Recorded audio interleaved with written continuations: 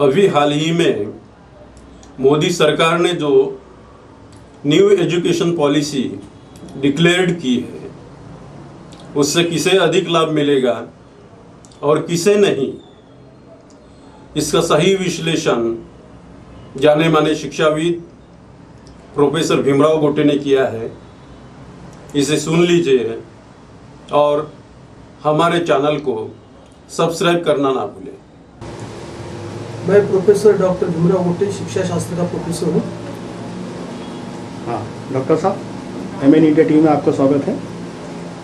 नई शिक्षा नीति के तहत संपूर्ण शिक्षा का पैटर्न कैसा रहेगा?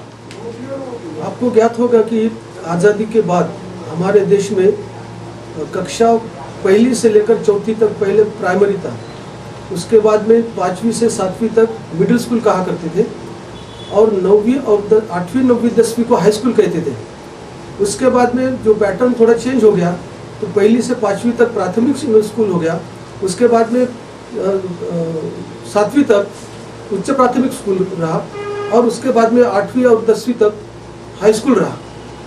फिर से उसमें और सुधार किया गया और 11वीं 12वीं जोड़कर उसको हायर सेकेंडरी मतलब उच्च माध्यमिक शाला इस प्रकार का नाम दिया गया। तो इसमें थोड़ा सा और अभी इस नई शिक्षा नीति 2019 में एक नया बदलाव स्वीकार किया गया है, जिसमें अभी पहली से नर्सरी केजी और केजी 2 के 3 साल प्राइमरी के 2 साल से जोड़े गए हैं। मतलब कक्षा 1 और कक्षा 2 ऐसे 5 साल का पहला ये रहेगा कोर्स रहेगा। उसके बाद में 3 साल मतलब तीसरी चौथी 5वीं और उसके बाद में फिर 3 साल, ऐसा अलग अलग डिवाइड करके ये 5 3 3 और 4 का पैटर्न बनाया गया। मतलब ये हुआ कि पहले से जो पैटर्न था कि पहली से चौथी बाद में 5वीं जोड़ दिया गया, लेकिन जो स्कूल की जो रचना थी वो स्कूल की रचना वही की वही रह गई। पहली से चौथी तक स्कूल थी, पर फिर 5वीं से 7वीं तक अलग स्कूल थी। कोई स्कूल्स ऐसे भी थी कि जो पहली से 7वीं तक थी, उसके बाद में कुछ जूनियर कॉलेज सीनियर कॉलेज को जोड़ दिए गए और कुछ जूनियर कॉलेज स्कूल से जोड़े गए। तो इस तरह से ये सब खिचड़ी जैसे हो गया। तो मतलब जिस उम्र के जो बच्चे होते हैं उन एक विशेष उम्र के लिए उनका स्पेसिफिक ऐसा ग्रुप होना चाहिए। ऐसा जूनियर कॉलेज में सीनियर कॉलेज जोड़कर वो बच्चों का जो वयोगुट होता है उसमें डिफरेंस आ जाता है। तो जो स्कूल का वातावरण होता है वो बिगड़ जाता है कि जो बच्चे रहते हैं स्कूल के बच्चे रहते हैं या प्री प्राइमरी के बच्चे हैं वो उनकी साइकोलॉजी अलग होती है। तो उनके तहत उनको उस ढंग का वातावरण होना चाहिए। और जो स्कूल में लाइब्रेरी होती है वो लाइब्रेरी छोटे बच्चों के लिए अलग होती है, बड़े बच्चों के लिए अलग होती है। लेकिन ये स्कूल का मिक्सअप होना, ये पैटर्न का जो है पहली से 12वीं तक का ये पैटर्न है जो स्पेसिफिक पहली से 8वीं तक की अगर प्री प्राइमरी से लेकर प्राइमरी उच्च प्राइमरी तक क्लासेस रहते तो वो स्कूल अलग होनी चाहिए और हायर सेकेंडरी और हायर सेकेंडरी के स्कूल अलग होने चाहिए। उनको ना तो सीनियर कॉलेज से जोड़ना चाहिए, ना ही प्राइमरी के साथ जोड़ना चाहिए। तो इस प्रकार से ये सब खिचड़ी हो जाएगी। तो स्कूल के बच्चों का जो वातावरण होता है वो वातावरण उनको सूट नहीं करता, इसलिए ये पैटर्न थोड़ा सा गलत होगा। पैटर्न चेंज करने से कोई क्वालिटी में सुधार नहीं होता, लेकिन स्कूल की जो रचना है उसमें रचना में थोड़ा सा बदलाव होना चाहिए। उसके अनुसार किया तो ये पैटर्न सक्सेस हो सकता है, नहीं तो जो जैसे पहले से चलता आ रहा है वैसे अभी भी चलेगा। तो ये पैटर्न कहाँ तक सही, आपको क्या लगता है और इसका लाभ किसको होगा? नहीं, इसका इम्प्लीमेंटेशन के बारे में ऐसा कुछ कहा नहीं गया उसमें, क्योंकि जो स्कूल की रचना है आज जो पहली से चौथी तक स्कूल है वैसे ही रहेगी। या तो उसमें अगर 5वीं जोड़े जाते हैं या 8वीं तक जोड़े जाते हैं तो ये स्कूल का एक अलग माहौल बनेगा। तो ये माहौल अलग बनाने के लिए अलग अलग प्रकार के स्कूल की व्यवस्था करनी चाहिए, नहीं तो फिर ये केवल कागज पर पैटर्न बदलने से कुछ नहीं होने वाला। अपने देश में पाठ्यक्रम में 3 भाषा को पहले स्वीकार किया गया था, नई शिक्षा नीति में क्या सुधार किए गए हैं? 1992 में मैंने इसके बारे में सुझाव दिए थे। मुंबई यूनिवर्सिटी में प्रोफेसर था मैं उस समय, तो वहाँ पर एक पेपर प्रेजेंटेशन में बताया था मैंने कि यहाँ त्रिसूत्री के बजाय 2 भाषा का ही स्वीकार करना चाहिए, क्योंकि हमारे देश में अनेक भाषाएं बोली जाती है और सबको मातृभाषा में शिक्षा देना हमारे देश में असंभव है।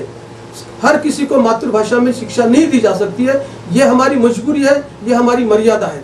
इसलिए हमको द्विभाषा सूत्री का प्रयोग करना चाहिए। वो इसलिए कि राष्ट्रीय एकात्मता और एकता के लिए कोई भी एक भाषा होना बहुत अनिवार्य है, क्योंकि अलग अलग प्रदेशों की भाषा अलग अलग होने से हमारे देश में एकात्मता, अखंडता और एकता के बारे में जो है तो पहले से अनेक प्रकार के वाद चलते आ रहे। पहले से ही तो हमारे यहाँ धर्मवाद है, प्रांतवाद है, भाषावाद है, तो ये अनेक प्रकार के वादों को लेकर हमारे देश में कभी एकता और एकात्मता विकसित नहीं हो सकी। इसलिए हर एक को अपने अपनी भाषा का नॉलेज होना चाहिए, हर एक को अपनी अपनी भाषा का अध्ययन करने की सुविधा होनी चाहिए, लेकिन शिक्षा का माध्यम जो है वो एक ही भाषा होनी चाहिए।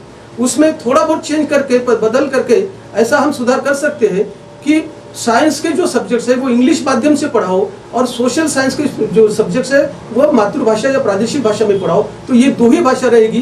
तो आने वाले कुछ ही सालों में अपने देश की एक ही भाषा हो जाएगी। अभी आजकल सभी तरफ पूरी दुनिया में अंग्रेजी भाषा का विकास हो रहा है और अंग्रेजी भाषा में सब कारोबार चल रहा है, और हमारे देश में भी अंग्रेजी भाषा को अभी प्राधान्य दिया जा रहा है। हर कोई माँ बाप अपने बच्चों को इंग्लिश मीडियम के स्कूल में डालना चाहता है। तो यही बात को लेकर अगर इंग्लिश भाषा विकसित हो गई, हमारी एक देश की अगर इंग्लिश भाषा भी बन गई, तो इसमें कोई फर्क पड़ने वाला नहीं।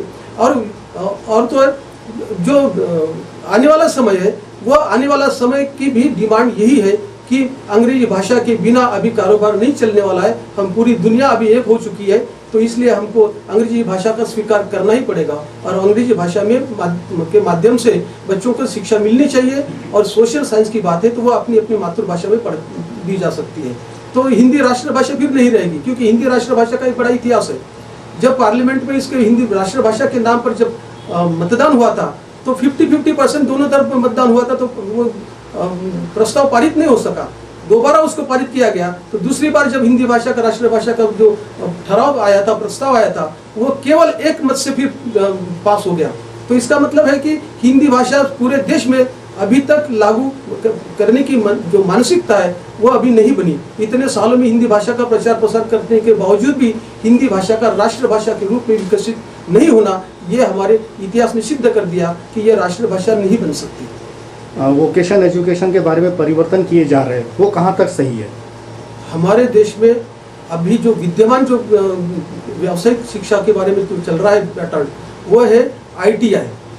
10वीं के बाद में ITI का कोर्स किया जाता है। अभी ये कक्षा 6वीं से 6 स्टैंडर्ड से लेकर ये व्यावसायिक शिक्षा का ये लागू करना, ये कहाँ तक सही है ये तो आने वाला समय बताएगा। लेकिन हमको ऐसा लगता है कि 6वीं से लेकर अगर व्यावसायिक शिक्षा शुरू कर दी तो बहुत सारे जो बच्चे हैं वो कितने भी टैलेंटेड हो, कितने भी होशियार हो, कितने भी मतलब ब्रिलियंट हो, वो ऐसे होंगे कि वो सब शिक्षा व्यावसायिक शिक्षा की तरफ अगर जाएंगे तो फिर आगे चल के जो IAS UPSC परीक्षा है, IAS परीक्षा है, MPSC परीक्षा है, जो अलग अलग प्रकार की सिविल सर्विसेज है, उसमें जो टैलेंटेड लोग आने चाहिए वो वही के वही निकल जाएंगे और आगे चल के इसका परिणाम थोड़ा सा गलत हो सकता है। और वो भी व्यावसायिक शिक्षा के बारे में अभी तक पिक्चर क्लियर नहीं हुआ, क्योंकि हमारे देश में अभी भी अलग अलग जाति के अलग अलग व्यवसाय है। तो क्या सरकार ये चाहती है कि अब जो पारंपरिक व्यवसाय जो लोग कर रहे हैं कि उनके बच्चे वही पारंपरिक व्यवसाय में पढ़े और आगे चल के कोई जो प्रशासन में और शासन में जाना चाहिए वो टैलेंटेड बच्चे वहाँ नहीं जाना चाहिए? इस प्रकार की नीति ये हो सकती है और बच्चों का जो टैलेंट है वो व्यावसायिक शिक्षा की तरफ मुड़ जाएगा। और वैसे भी लोग आजकल ट्रेंड ऐसा बदल गया है कि लोग कहते हैं कि अभी शिक्षा लेकर कुछ फायदा नहीं है, नौकरी नहीं, रोजगार नहीं मिलता, तो फिर क्या फायदा पढ़ लिख के।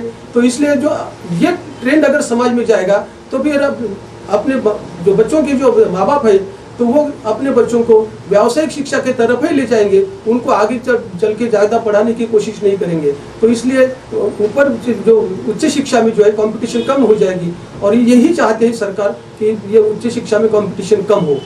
हालांकि यहाँ जब भी नीति आ गई, इसके पहले वाले शिक्षा आयोग ने भी ऐसा बताया कि ये व्यावसायिक शिक्षा के बारे में कि उन्होंने भी सिफारिशें की थी, लेकिन आज तक हमारे देश में कितने रोजगार निर्माण हो गए ये कोई बता नहीं सकते, सरकार भी नहीं बता सकती, इसके कोई आंकड़ेवारी नहीं मिलती। और कॉलेज यूनिवर्सिटी को ऑटोनोमस स्वायत्तता देने की बात कही गई थी, ये कहाँ तक उचित है? ऑटोनॉमस की बात तो ये हो गया, जैसे प्राइवेटाइजेशन जो चल रहा है 1991 से, ये खाजगीकरण निजीकरण जो शुरू हो गया उसका ही ये नतीजा है। और ये सब कॉलेज को, सभी महाविद्यालयों को अगर स्वायत्तता दी जाएगी, ऑटोनॉमस स्टेटस दिया जाएगा, तो वह फिर से अपनी मनमानी करेंगे, अपनी मनचाहे फीस वसूल करेंगे, और कितने भी कठोर नियम किए तो भी वो नियम के बावजूद, कठोर नियम करने के बावजूद भी वो अपने ढंग से स्कूल चलाएंगे, अपने ढंग से फीस वसूल करेंगे, और लोगों को, आम जनता को, या जो गरीब तबके के लोग हैं उनको शिक्षा लेना बड़ी मुश्किल की बात हो जाएगी। तो इसलिए जो जैसे कि कहते कि साक्षरता मिशन चलाया गया हमारे देश में, सर्व शिक्षा अभियान भी चलाया गया, केवल लोगों को शिक्षित करना, शिक्षित मतलब साक्षर करना, ये उनके पीछे का ये नीति है, ताकि ज़्यादा लोग पढ़ ना सके और आगे बढ़ ना सके। क्वालिटी एजुकेशन कहाँ तक सफल होगा? स्वायत्तता देने के बाद में वो जो प्राइवेट कॉलेजेस है, प्राइवेट स्कूल्स है, वो कहाँ तक बच्चों को शिक्षा की सुविधा प्रदान करेंगे, इसके बारे में हम साशंक हैं। क्योंकि आजकल हमारे जो स्कूल है, जो प्राइवेट मैनेजमेंट के स्कूल है जो चला रहे हैं, कुछ संस्थाएं अच्छी चल रही है, लेकिन बहुत सारे, अगर मेजॉरिटी में देखा जाए, ज़्यादा तौर पे देखा जाए, तो बहुत सारी संस्थाओं में सुविधा नहीं है, लेकिन फीस वसूल करने के लिए ये जहाँ उनको अवसर मिले वो फीस वसूल करने की कोशिश करते हैं, लेकिन उसके फीस के अनुसार वो सुविधा प्रदान नहीं करते। जब तक लाइब्रेरी का विकास जो है पुस्तकालय स्कूल में नहीं होता, क्योंकि पुस्तकालय और क्रीड़ांगन और प्रयोगशाला ये भी शिक्षा की सुविधा की बहुत ये सुविधा, अनिवार्य सुविधा है, जो बहुत सारे स्कूलों में ये पाया नहीं जाता है। तो स्कूल का भवन हो या क्रीड़ांगन हो या प्रयोगशाला हो या लाइब्रेरी हो, ये हर स्कूल में नहीं देखने को मिलता है। भारतीय संविधान में जो समता की बात है वो नई शिक्षा नीति के जरिए साध्य हो सकती है? भारतीय संविधान में समता का तो प्रियम्बल में दिया है, प्रास्ताविका में भी दिया है कि समता हमको प्रस्तापित करनी है, लेकिन जब से संविधान लागू हुआ तब से आज तक इस देश में समता का प्रयोग नहीं हुआ। हालांकि मेरा ऐसा मानना है कि इस देश में जो शिक्षा दी जा रही है वो विषमता निर्माण करने के लिए ही दी जा रही है। वो कैसे कि यहाँ पर जो स्कूल कॉलेजेस है वो एक समान नहीं है। झेडपी की स्कूल अलग है, कॉरपोरेशन की स्कूल अलग है, महानगर पालिका, नगर पालिका, नगर परिषद और खासगी स्कूल, ये जो इस प्रकार के अलग अलग प्रकार के स्कूल है, कोई आश्रम शाला है, कोई गवर्नमेंट की है, कोई अनुदानित है, कोई बिना अनुदानित है, इस प्रकार के अनेक प्रकार के स्कूल है। जहाँ तक हम सोचते हैं कि हम गिन नहीं पा रहे कि इतनी प्रकार के स्कूल है यहाँ हमारे देश में विद्यमान है। तो ऐसे स्थिति में जो उन स्कूल, अलग अलग स्कूलों में, अलग अलग टाइप के स्कूल में जो बच्चे पढ़ते हैं, वो उनका दर्जा, उनकी क्वालिटी, उनकी जो शिक्षा है वो अलग अलग प्रकार की होती है। इसलिए इस देश में विषमता निर्माण करने का काम यहाँ की शिक्षा नीति कर रही है, और इसमें नई शिक्षा नीति में इसमें कोई सुधार होगा ऐसा मुझे नहीं लगता। हालांकि मुझे ऐसा लगता है कि इससे और भी बढ़ावा मिलेगा, क्योंकि जब तक ये स्कूल का जो अलग अलग प्रकार के, अलग अलग टाइप के जो स्कूल बने हैं वो सब एक समान होने चाहिए। अगर आप चाहते कि निजीकरण, तो पूरे कॉन्वेंट स्कूल होने चाहिए। सबको, जो भी गरीब होगा, गरीब से गरीब भी होगा, रिक्शा चलाने वाला होगा, मजदूरी करने वाला होगा, उनका भी बच्चा उसी स्कूल में पढ़ना चाहिए जहाँ धनवान लोगों के बच्चे पढ़ते हैं। तो इसलिए ये स्कूल जब तक समान नहीं बनते तब तक इस हमारे देश में समानता प्रस्थापित नहीं हो सकती। इससे विपरीत ये हमारे देश में विषमता को बढ़ावा देने का काम ये स्कूल शिक्षा के जरिए ही हो रही है, ऐसा मेरा मानना है। ये थे प्रोफेसर डॉक्टर भीमराव गोटे, शिक्षा शास्त्र के प्रोफेसर भी रह चुके हैं। MNE टीवी के साथ बात करने के लिए डॉक्टर साहब आपका धन्यवाद। धन्यवाद।